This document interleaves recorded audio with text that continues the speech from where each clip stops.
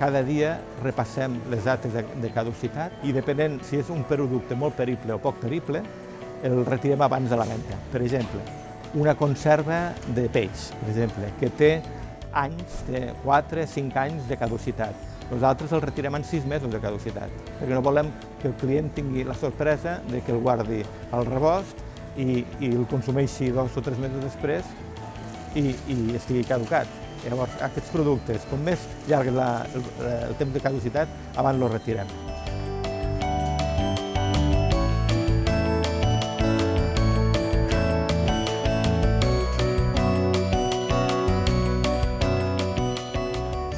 Sempre ens amoïnava que un producte que consideràvem que era consumible, que consideràvem que no era comercialitzable perquè al client no li agrada comprar un dia un producte amb pocs dies de caducitat, però un producte que era consumible que ens veguéssim obligats a llançar-lo. Per això vam contactar primer amb entitats i després amb els bancs d'aliments. I el fet de que se creï un banc d'aliments tant al Pla d'Urgell o anteriorment al de Lleida fa que se distribueixi molt millor i d'una forma més equitativa els productes que se poden recollir.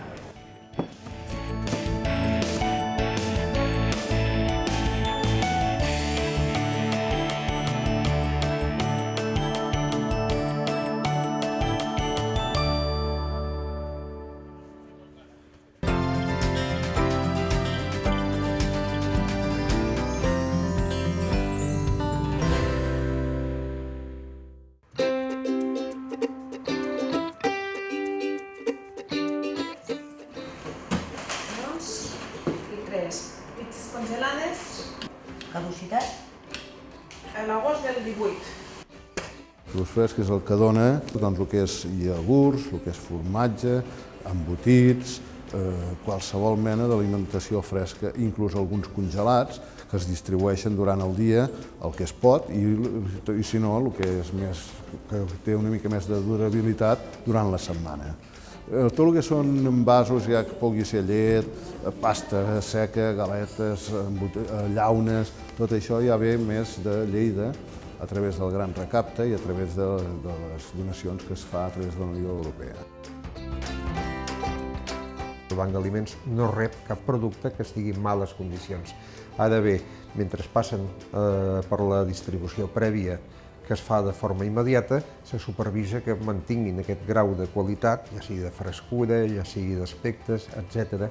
I això fa aleshores que amb la distribució en temps molt curt a les entitats que fan la recepció, pràcticament aquí no hi hagi una alteració del producte.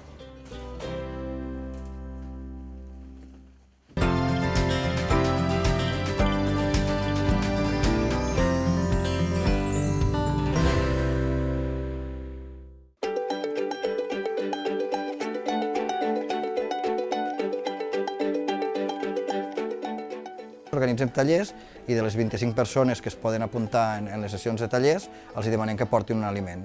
Avui han portat llet, altres dies han portat colacao, altres dies han portat galetes, altres dies han portat sobretot aliments d'esmorzars, cereals, etc. Ja fa un any que ho fem i fem totes les temporades, que són més o menys de semestrals, de tallers que fem.